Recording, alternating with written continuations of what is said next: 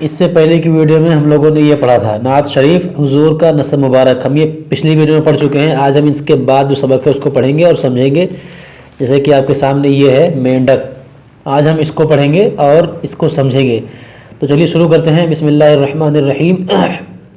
دیکھیے پہلا حرف ہے میم, دوسرا یہ, تیسرا نو, پھر یہ ڈال, پھر یہ کاف. یہ سب مل کے بنا مینڈک. مینڈک ایک ایسا جانور ہے جو پانی کی تہ میں اور خشکی کے اوپر بڑی آسانی سے رہتا سہتا ہے. اس کا بدن موٹا اور بے ڈھنگا ہے. بڑا سا منہ, موٹی موٹی بڑی آنکھیں, نرم نرم نجلجی کھال, بہت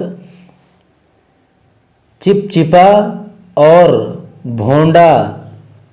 اسی واسطے نہ تو دیکھنے میں خوبصورت لگتا ہے نہ ہاتھ لگانے کے قابل ہوتا ہے, مگر پھر بھی اس میں کئی باتیں عجیب و غریب ہیں. اول تو یہی کہ جس طرح زمین پر ادھر ادھر پھدکتا اور چھلانگیں مارتا ہے, اسی طرح آسانی کے ساتھ پانی میں تیرتا پھرتا ہے. دوسری بات ہے کہ جب وہ پانی میں غوطہ مارتا ہے تو ہماری تمہاری طرح 2-4 منٹ میں اس کا دم نہیں گھٹتا, بلکہ وہ گھنٹوں اندر ہی اندر مزے سے بیٹھا رہتا ہے یا تیرتا پھرتا ہے.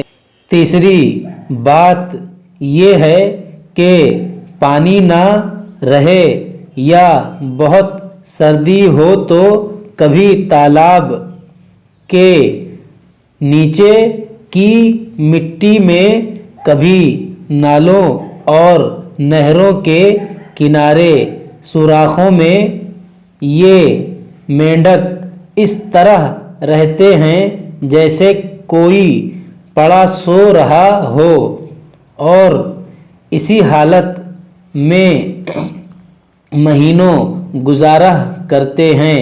جب برسات کا موسم آتا ہے تو گویا اس خواب غفلت سے بیدار ہوتے ہیں اور ٹرا ٹرا کر سارا جنگل سر پر اٹھا لیتے ہیں.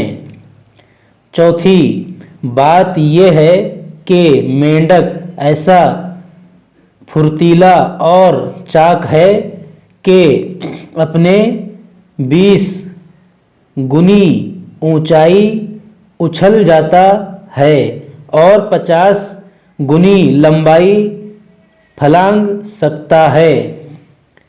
پانچویں سب سے عجیب بات یہ ہے کہ وہ شروع میں مینڈک کی صورت میں پیدا نہیں ہوتا بلکہ مچھلی کی صورت میں انڈے سے نکلتا ہے.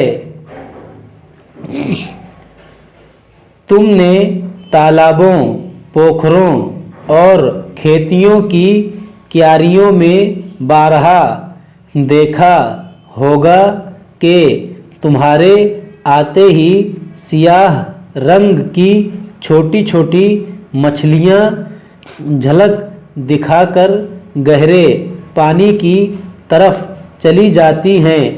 وہ اصل میں مینڈکوں کے بچے ہوتے ہیں، تھوڑے دنوں کے بعد ان کا دھڑ موٹا ہونے لگتا ہے، پھر آہستہ آہستہ پچھلی ٹانگیں اور ہاتھ نظر آنے لگتے ہیں۔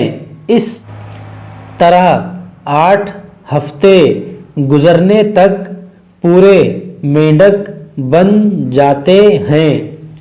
مینڈک کیڑے مکوڑے اور مچھروں کا شکار کر کے کھاتے ہیں، اس لیے ان کا گھر میں ہونا بہت مفید ہے، مگر خرابی یہ ہے کہ خود وہ سانپوں کی مزیدار خوراک ہیں، سانپ ان کی تلاش میں رہتے ہیں، لہذا جب گھروں میں مینڈک بہت ہوں تو بڑا خیال رکھنا چاہیے کہ کہیں سانپ ادھر ادھر نہ ہوں۔ بہت سے چلبلے اور شریر لڑکے مینڈکوں سے کھیلتے ہوئے ان کو مارتے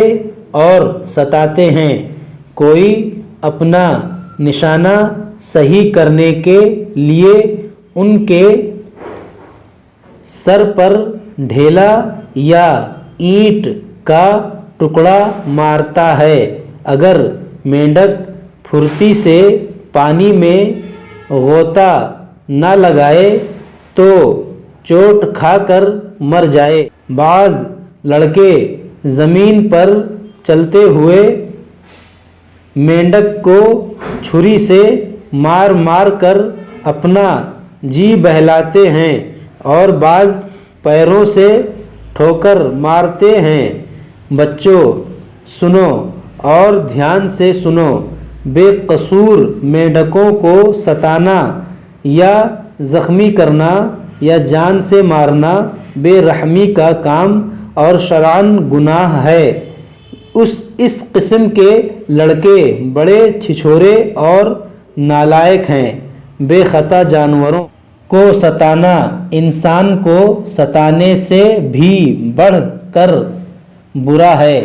یہ ضرور ہے کہ ہمارے مذہب نے مچھلی، چوپائے اور چڑیا کا شکار کرنا جائز قرار دیا ہے، لیکن شرط یہ ہے کہ شکاری آدمی دوا یا غذا حاصل کرنے کی نیت رکھتا، اور اگر کوئی شخص محض دل بہلانے کی خاطر شکار کرتا ہو وہ شرعاً گنہگار ہے۔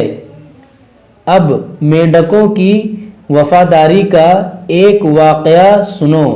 جب بابل کے کافروں نے حضرت ابراہیم علیہ السلام کو ختم کرنے کے لیے ایک بہت بڑا آتش کدہ تیار کر کے اس میں آگ جلائی تو اس موقع پر مینڈک اپنے منہ میں پانی لے کر پہنچے اور آگ پر چھڑکنے لگے تاکہ وہ بجھ جائے۔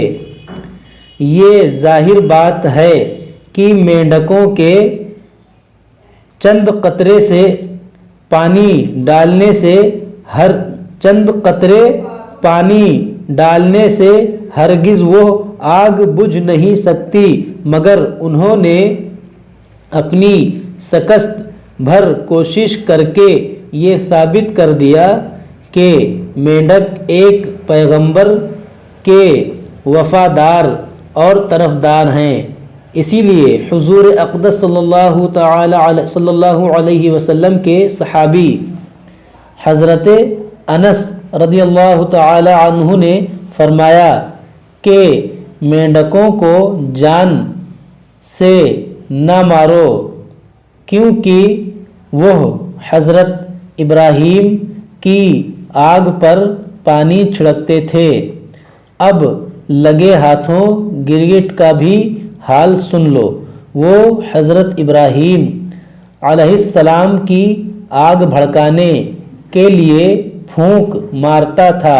یہ بالکل کھلی بات ہے کہ گرگٹ کی پھونک سے وہ آگ بھڑک نہیں سکتی تھی، مگر اس نے اپنے عمل سے ظاہر کر دیا ہے کہ گرگٹ ایک پیغمبر کا دشمن ہے۔ یہی وجہ ہے کہ حضور صلی اللہ علیہ وسلم نے گرگٹ کو جان سے مارنے کا حکم دیا ہے۔